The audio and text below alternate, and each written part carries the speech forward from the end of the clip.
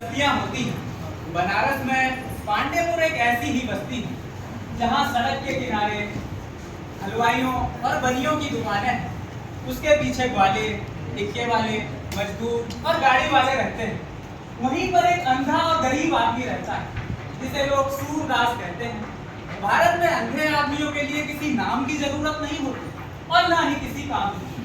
सूरदास उनका बना बनाया नाम है और भीख मांगना बना बनाया काम।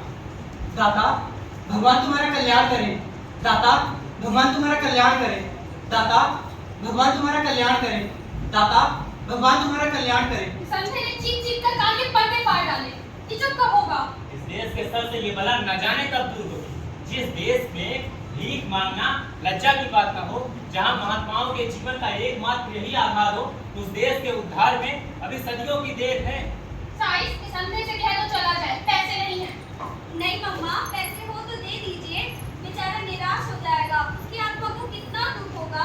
तो मैंने इससे कहा था इतनी देर तक चिल्लाता रहे, इसकी आत्मा को दुख हो तो हो। चलो जमीन देखने चलो। नहीं मम्मा, दे दीजिए ना। तुम लोग को सोफिया हमारे यही है जमीन। सिगरेट की फैक्ट्री के लिए यही जमीन लेगी। क्या पूरी यहाँ से वहाँ तक? हाँ, उधर हमारी फैक्ट्री होगी और वहाँ पर हमारा ऑफिस होगा। कैसा लगा? बहुत अच्छा है। मैंने साहिब को कह दिया है कि इसके मालिक का पता लगाए, वह आता ही होगा। तो चलो देखें सोफिया अकेली। सोफिया, मम्मा, ये अंधा तो बहुत ज्ञानी पुरुष जान पड़ता है, पूरा फिलोसोफर है। तू जहाँ जाके तुझे कोई ना कोई ज्ञान मिलेगा। क्यों रे अंधे, तू भीख क्यों मांगता है? तू काम क्यों नहीं करता? भगवान ने जन्म दिया है, भगवान की चाकरी करता हूँ। किसी दूसरे की ताबेदारी मुझसे नहीं हो सकती। अच्छा, तो तेरे भगवान ने तुझे अंधा इसलिए बनाया ताकि तू जगह जगह भीख मांगता फिरे। बड़ा अन्यायी है तेरा भगवान। भगवान अन्यायी नहीं है। मेरे पूर्व जन्म की कमाई ही ऐसी थी। जैसे कर्म किए हैं वैसे फल भोग रहा हूँ। अपने पापों का प्रायश्चित आप ही करना पड़ता है। तो तेरे विचार में हमें वैरागी हो जाना चाहिए। हाँ, जब तक हम वैरागी ना होंगे दुखों से नहीं बच सकते। अरे शरीर पर भभूत मलकर भीख मांगना तो स्वयं सबसे बड़ा दुख है। यह कैसे हमें दुखों से मुक्त कर सकता है? साहब, वैरागी होने के लिए भभूत लगाने और भीख मांगने की जरूरत नहीं होती। हमारे महात्माओं ने तो भभूत लगाने और जटा बढ़ाने को पाखंड बताया है। वैराग तो मन से होता है। संसार में रहे पर संसार का होकर ना रहे, इसी को वैराग कहते हैं। ये तो हो ही नहीं सकता कि आदमी को सुख दुख का कुछ असर ही ना पड़े। इसी अंधे को अभी पैसे ना मिले ना तो 1000 गालियां देता फिरेगा। और क्या, कुछ मत दो इसे। देखो क्या करता है। अगर जरा भी गुनगुनाया तो हंटर से बातें करूंगा, सारा वैराग भूल जाएगा। मांगता है भीख, ढेले ढेले के लिए मीलों कुत्तों की तरह दौड़ता है। उस पर दावा है कि वैरागी हूँ। नहीं मम्मा, दे दीजिए ना, बेचारा आशा के साथ इतनी देर से मांग रहा है। हरगिज नहीं, कुछ मत दो इसे। मैं इसे वैराग का सबक देना चाहता हूँ। सूरदास, खेद है, इस समय मेरे पास पैसे नहीं है। अगली बार आऊंगी तो तुम्हें निराश नहीं होना पड़ेगा। मिस साहब, इसमें निराशा कैसी? भगवान तुम्हारा कल्याण करे। तुम्हारी दया ही मेरे लिए बहुत है। देखो मम्मा, इसका मन जरा भी मैला नहीं हुआ। कितना मैला हुआ ये इसके मन से पूछ लो। और चलो। नहीं तो क्या, पीली दिन में पता नहीं कितनी गालियां दे रहा हो। चलो। साहब, आपने जो ये जमीन पता करने के लिए कही थी वह सूरदास की है। सूरदास। क्यों सूरदास, यह जमीन तुम्हारी है? हाँ हुजूर, मेरी ही है। बाप दादों की इतनी ही निशानी बच रही है। तब तो मेरा काम बन गया, तुम्हारा भी संकट कट जाएगा। बस यह जमीन मुझे दे दो, मैं तुम्हें मुंह मांगा दाम दूंगा। सरकार, पुरखों की यही निशानी बच रही है। इसे बेचकर उन्हें क्या मुंह दिखाऊंगा? अरे तुम्हारे पुरखों के नाम का यही सड़क पर एक कुआं बनवा देंगे, तुम्हारे पुरखों का नाम भी चलता रहेगा। साहब, मोहल्ले वालों का इस जमीन से बड़ा उपकार होता है। ये मेरी जमीन है जरूर, पर जब तक उनसे पूछ ना लूं कुछ कह ना सकूंगा। ठीक है, अच्छी बात है, पूछ लो। मैं फिर तुमसे मिलूंगा। तुम जिस तरह खुश होगे तुमको उस तरह खुश करूंगा। क्या लो 5 रुपए। मैंने तुम्हें मामूली भिखारी समझ लिया था। उस अपमान के लिए क्षमा करो सूरदास। हुजूर, ये रुपए लेकर मैं क्या करूंगा? धर्म के नाते 2-4 पैसे दे दीजिए, किसी और नाते मैं 1 रुपए ना लूंगा। अरे इसे ले लो, धर्मार्थ ही समझो। नहीं साहब, इस धर्म में आपका स्वार्थ मिल गया है। अब ये धर्म नहीं रहा। ठीक है। है तो भिखारी पर बड़ा घमंडी है। 5 रुपए देते थे, ना लिए। तो क्या जमीन मिलने की कोई संभावना नहीं है? जितना आसान समझता था उतना आसान नहीं है। चल, रात के 2 बजे थे कि सूरदास की झोपड़ी से अचानक ज्वाला उठी। आसमान में लाली छाई हुई थी। ज्वालाएं लपक लपक कर आकाश की ओर दौड़ने लगी। आग बुझाने का प्रयत्न हो रहा था, लेकिन झोपड़े की आग ईर्ष्या की आग की भांति कभी नहीं बुझती। कोई पानी ला रहा था तो कोई यूं ही शोर मचा रहा था, और अधिकांश लोग नैराश्यपूर्ण दृष्टि से यूं खड़े थे मानो किसी विद्युत की चेतावनी हो। सूर्य, ये आग कैसे लगी? कहीं चूल्हे में तो आग नहीं छोड़ दी थी ना? क्या झोपड़ी में जाने का कोई रास्ता नहीं है? कैसे जाओगे? देखते नहीं, लपटें यहाँ तक आ रही हैं। क्या किसी तरह अंदर नहीं जा सकता? अब तो अंदर बाहर सब एक हो गया। दीवारें जल रही हैं। सूर्य, क्या चूल्हा ठंडा नहीं किया था? अरे चूल्हा ठंडा किया होता तो दुश्मनों का कलेजा कैसे ठंडा होता? पंडा जी, मेरा लड़का किसी काम ना आवे। अगर मुझे कुछ मालूम हो तो तुम लोग नाक ही मुझ पर चुभा करते हो। अरे जानता हूँ, जिसने लगाई है बिगाड़ ना दो तो कहना। तुम क्या बिगाड़ोगे? भगवान आप ही बिगाड़ देगा। इसी तरह जब मेरे घर आग लगी थी तब स्वाहा हो गया। जिसके मन में इतनी खुदाई हो, भगवान उसका सत्यानाश करे। अब तो लपट नहीं आती। हाँ, फूस जल गया है, अब धड़क जल रही है। अब तो अंदर जा ही सकता हूँ। अंदर तो जा सकते हो पर बाहर नहीं आ सकते। अब जाओ, जाकर आराम करो। जो होना था सो हो गया, अब पछताने से क्या होगा? हाँ, सो रहूंगा। जल्दी क्या है? थोड़ी देर में रही सही आग भी बुझ गई। सब लोग इस दुर्घटना की आलोचनाएं करते हुए विदा हुए। चारों ओर सन्नाटा छा गया, लेकिन सूरदास अब भी वहीं बैठा हुआ था। उसे झोपड़े के जल जाने का दुख न था, उसे बर्तन आदि के जल जाने का भी दुख न था। दुख था उस पोटली का, जो उसकी उम्र भर की कमाई थी, जो उसकी सारी आशाओं का आधार थी। पोटली के साथ रुपए थोड़े ही जल गए होंगे। रुपए अगर पिघल भी गए होंगे तो चांदी कहाँ जाएगी? पहले मालूम होता कि यह विपत्ति आने वाली है तो यही ना सोता।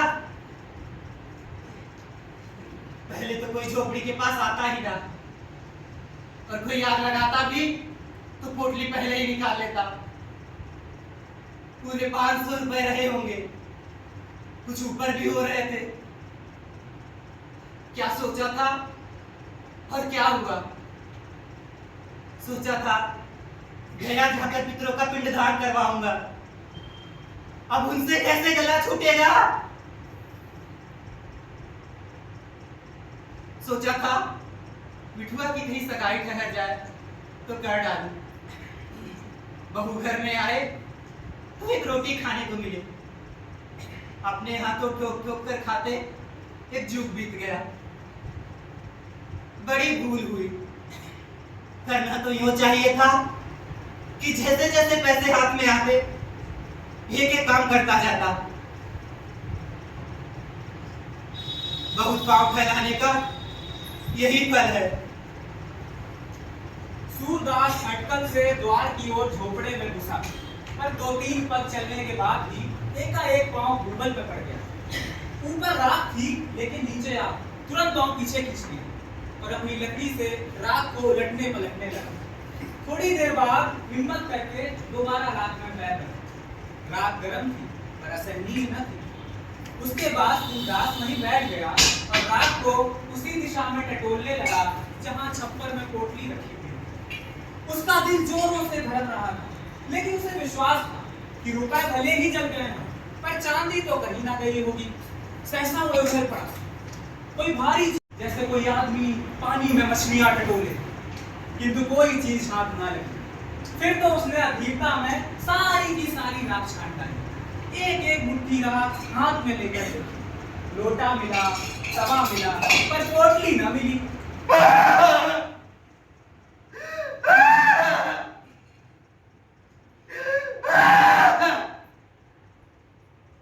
सूर्य, सच कहो, कहीं तुम्हें मुझ पे तो सुबह नहीं है? तुम पर क्यों सुबह कर तुमसे मेरी कौन सी अदावत थी? ये मोहल्ले वाले तुम्हें भड़काएंगे, पर मैं भगवान से कहता हूँ इस बारे में मुझे कुछ नहीं मालूम है। अब तो जो कुछ होना था हो चुका। कौन जाने किसी के चिलम से उड़कर लग गई या किसी ने आग लगा दी। यह भी तो हो सकता है कि चूल्हे में ही आग रह गई हो। बिना जाने पूछे किस पर सुबह करूं? इसीलिए मैं पहले ही चेता दिया, कहीं तुम्हारी सुबह में मैं ना मारा जाऊं। नहीं नहीं, तुम्हारी ओर से मेरा दिल साफ है। जगधर को अब विश्वास हो गया कि ये भैरव की ही शरारत है। उसी ने सूरदास को देख लेने की बात कही और अपनी धमकी को इस तरह से पूरा किया। वह वहां से सीधे भैरव के घर गया।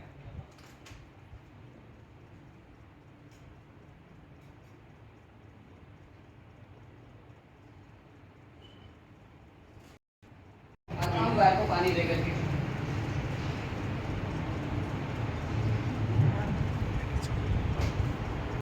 बताओ कुछ सुना, क्या बातचीत चल रही है?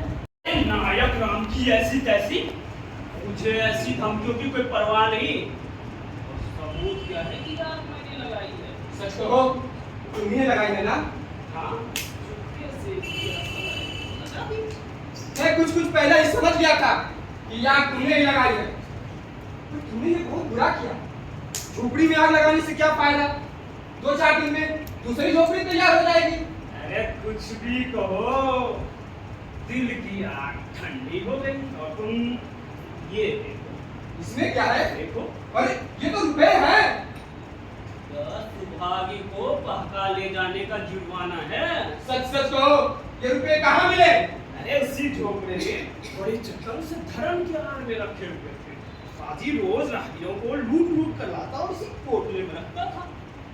मैंने गिने 500 से ऊपर है। बच्चों को इसी बात की गर्मी थी, अब सारी गर्मी निकल गई। देखता हूँ किसके मन चलता है। बिरादरी को भोजवा देने का प्रबंध हो गया। वरना इसी वक्त पैसे जानते ही हो, आजकल धंधा कितना मंदा चल रहा है। एक बात कहें भैरव, गाड़ी बेचकर पैसे कम पड़ गए थे क्या कि बेचारे सूरदास का पैसा मांग लिए?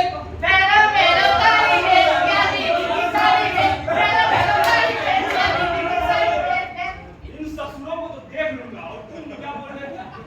मेरी तो सलाह मान, रुपए लौटा दे।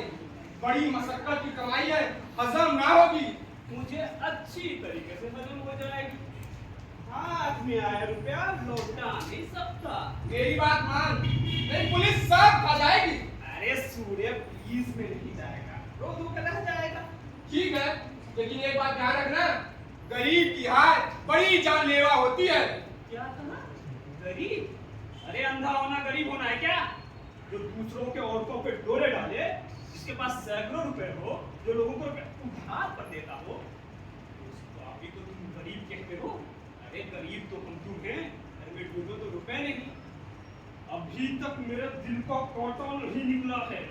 जब तक उस सूर्य को रोता हुआ न देख लूं, यह कांटा नहीं निकलने वाला।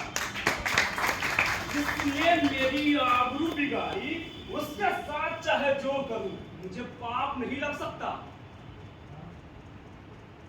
जगधर का मन आज खोंचा लेकर गलियों के चक्कर लगाने में न लगा। भैरव को एक साथ इतने रुपए मिल जाए, ये बात उसके लिए असहनीय थी। उसकी छाती पर सांप लौटने लगा। इसे कम पे कम इतने रुपए मिल गए, अब ये मौज उड़ाएगा। तकदीर खुलना इसी को कहते हैं। यहाँ तो कभी पड़े हुए पैसे तक ना मिले। पाप पुण्य की तो बात ही नहीं। हाँ, मैं ही कौन रोज पुण्य करता हूँ, कौड़ियों के लिए टेनी मारता हूँ, बाट खोटे रखता हूँ, तेल की मिठाई को घी का कहकर बेचता हूँ।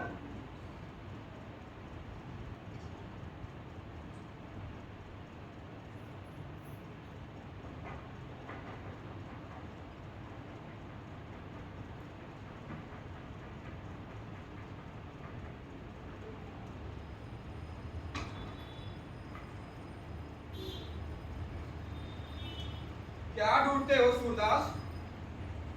कुछ नहीं, यहाँ रखा ही का था। यही लोटा तवा देख रहा था। और वह थैली किसकी है? जो भैरव के पास है। थैली? मेरे पास थैली वैली कहाँ? होगी किसी की। थैली होती तो क्या भीख मांगता? मुझसे उड़ते हो। भैरव स्वयं कह रहा था कि झोपड़ी में धरन के ऊपर यह थैली मिली है, जिसमें 500 से बेसी रुपए हैं।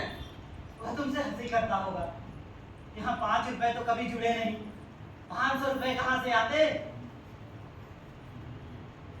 भैरव ने जो कलंक लगाए उसकी तो परवाह नहीं मुझे। अरे उस पर तो कोई विश्वास नहीं करेगा, पर मेरे कारण सूरदास का सर्वनाश हो जाए यही चिंता तो खाए जाती है। पर अब प्रण कर लिया है, भैरव के घर ना जाऊंगी। अरे मेहनत मजदूरी करके अपना पेट पाल लूंगी। यदि कौन बाल बच्चे रोए जाते थे यहाँ, एक मेरा ही पेट भारी था ना उसे, तो रहे अकेले ठोके टूटे और उस बुढ़िया का चरण धो धो पिए। मुझसे नहीं होगा ये सब। अरे इतने दिन तो बीत गए, आज तक एक थैले भर से दूर लाके उसने अपने मन से नहीं दिया मुझे, तो मैं क्यों मरूं उसके लिए? सुभागी, ए सुभागी, कहाँ जाती है? देखिए अपने कसम की करतूत। बेचारे सूरदास को कहीं का न रखा। अरे तुम ही तो हो उसके गुरु, तुम ही ने मंत्र दिया होगा। हाँ, यही मेरा काम है। चोरी डाका न सिखाऊं, मेरी रोजी रोटी कैसे चले। मैं जब तक समझता था वो भला आदमी है, साथ बैठता था, हंसता था, खेलता था, लेकिन आज के बाद कभी उसके साथ बैठा हुआ देख लेना, मेरे कान पकड़ लेना। जो आदमी किसी की झोपड़ी में आग लगा दे, किसी गरीब का पैसा चोरी कर ले, अगर वह मेरा बेटा भी होता तो उसकी शकल तक ना देखता। बेचारा सूरदास न जाने कितनी जतन से 500 रुपए इकट्ठा किए थे, सब उड़ा ले गया। कहता हूं लौटा दो, तो मारने को तैयार हो जाता है। फिर वही रट लगाए जाते हो। कह दिया ना कि मेरे पास रुपए नहीं थे, कहीं और से माल लाया होगा। मेरे पास इतने रुपए होते तो किसी के आगे हाथ भी पसारता। सूरे, अगर तुम भरी गंगा में भी कहो तो मैं विश्वास न मानूंगा, क्योंकि भैरव स्वयं अपने मुंह से कह रहा था। तुम्हारी बात पे विश्वास कैसे मानूं? सूरदास, सही सही बताओ, रुपए तुम्हारे थे? पागल हो गई है क्या? तू भी इनकी बातों में आ जाती है। मेरे पास इतने रुपए कहाँ से आते? पूछ इनसे। अगर रुपए ना थे तो इस बड़ी राख बटोर कर क्या ढूंढ रहे हैं? रुपए किसके थे? इसका चेहरा कहने देता है। मैंने थैली देखी अपने आप को। अब तो मुझे मारे या निकाले, रहूंगी उसी के घर। अरे कहाँ कहाँ थैली छुपाएगा, कभी तो मेरे हाथ लगेगी।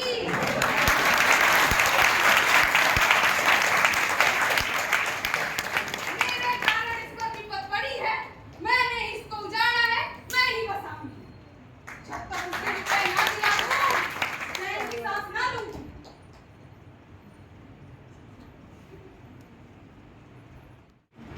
क्या फिर नहीं कमा सकता? यही ना होगा जो काम इस साल होता वह कुछ दिनों के बाद होगा। शायद मैंने ही पिछले जन्म में भैरव के रुपए चुराए होंगे, या उसी का दंड मिला है। मगर बेचारी सुभागी का क्या होगा? भैरव उसे कभी अपने घर में ना रखेगा। बेचारी कहां कहां मारी मारी फिरेगी। यह कलंक भी मेरे सिर लगना था। घर गया, घर गया। सूरदास कहाँ तो निराशा, चिंता, ग्लानि और शोक के अथाह जल में गोते लगा रहा था। कहाँ यह आवाज सुनते ही उसे मालूम हुआ जैसे किसी ने उसका हाथ पकड़कर किनारे पर ला खड़ा किया। तुम खेल में रहते हो? मैं तो खेल में होता हूँ। कितनी बुरी बात है। बच्चे भी खेल में रोना बुरा समझते हैं, एक दूसरे को चिढ़ाते हैं, और मैं खेल में रोता हूँ। सच्चे खिलाड़ी कभी खेल में नहीं रोते। बाजी पर बाजी हारते हैं, चोट पर चोट खाते हैं, धक्के पर धक्के सहते हैं, पर मैदान में डटे रहते हैं। खेल में रोना कैसा? खेल तो हंसी के लिए, दिल बहलाने के लिए है, रोने के लिए नहीं। सूरदास उठ खड़ा हुआ और विजय गर्व की तरंग में राख के ढेर को दोनों हाथों से उड़ाने लगा। कुछ ही क्षण में मोहल्ले के अन्य बच्चे भी आकर उस भस्म स्तूप के चारों ओर जमा हुए। सूरदास को राख उड़ाता देखकर उन बच्चों को भी खेल सूझा और फिर तो वहां राख की वर्षा होने लगी। दम के दम में सारी राख बिखर गई और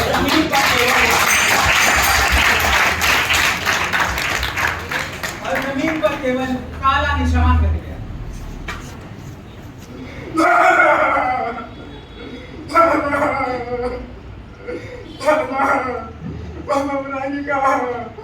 दूसरा घर बनाएंगे तो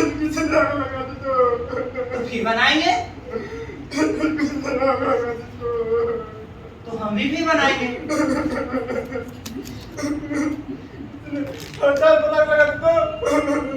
तो हम भी 1000 बार बनाएंगे।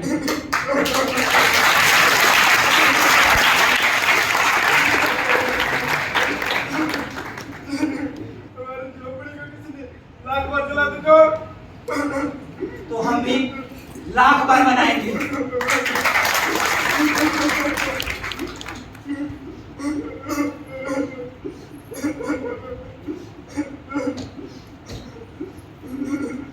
माया मरी में मन मरा, मरमर गए शरीर, आशा तृष्णा ना मरी, कह गए दास कबीर, कह गए दास कबीर।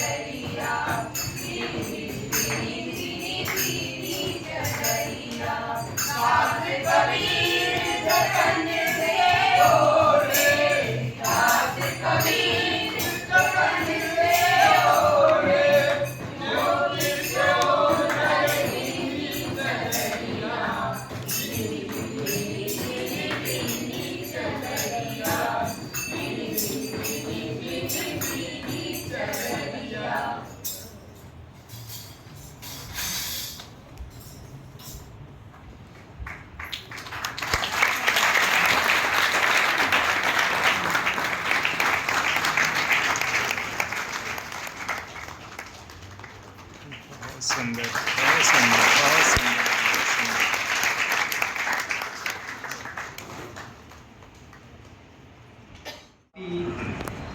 आगे की उम्मीद इनको लगी है कि ये NSD तक आप मंचन कर सकते हैं और हमारे में भी विश्वास जगा है कि हम राष्ट्रीय नाट्य विद्यालय दिल्ली के स्टेज पर इन बच्चों को ले जा सकते हैं। और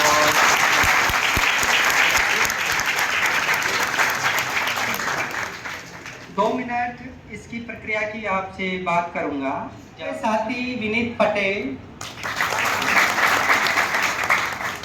बजरंगी की भूमिका में राजा कुमार, भैरव की भूमिका में आदित्य राज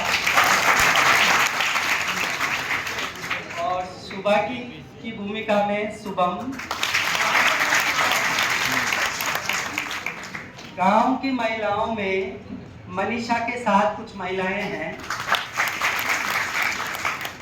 मिठुआ की भूमिका में जितेंद्र कुमार, सोफिया की भूमिका में मिताली मीणा,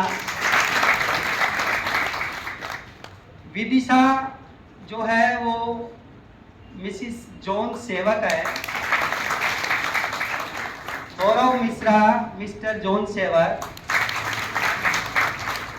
सूत्रधार की भूमिका में अंकित दुबे।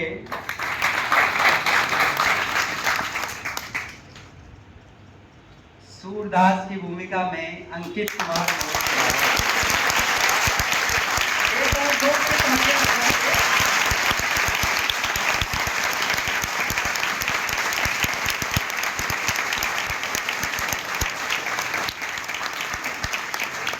चकदर की भूमिका में पंकज यादव। और हमारे कैमरामैन भी है गौतम और मयंक आनंद, उनके लिए अब इसमें 2 मिनट की बात ये इसलिए हम कहना चाह रहे हैं कि सूरदास के लिए हमने कम से कम